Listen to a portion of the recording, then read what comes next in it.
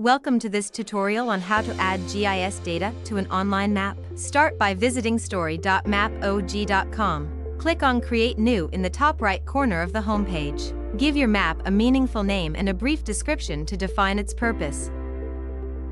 On the left panel, select Add/Upload Data. You'll be getting 4 options to upload or add the data from. The first method is Upload Vector File. Upload files in any of the 15 supported GIS formats. It's quick and supports formats like shapefile, GeoJSON, and more. The next option is Upload CSV/Excel file. As the name goes by, easily import datasets in formats like CSV or XLSX. This is ideal for working with structured data like addresses or coordinates. With Add Existing Layer, quickly include previously browsed data layers to your map for seamless integration. And last but not the least, here comes the option called GIS Data.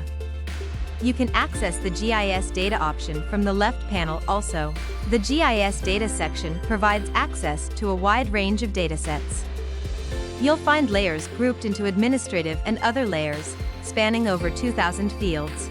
From agriculture and transportation to highways, railways, airports, rivers, and land use data, the possibilities are endless. Need specific data for your project? Use the Add on Map option to instantly include the desired layers and start working with them. That's it. Your required GIS data is now added to Online Map. If you need any help with adding or uploading data, performing map analysis, creating map stories, or map or GIS consultancy, feel free to contact us at support@mapog.com anytime. Thank you for using MapOG.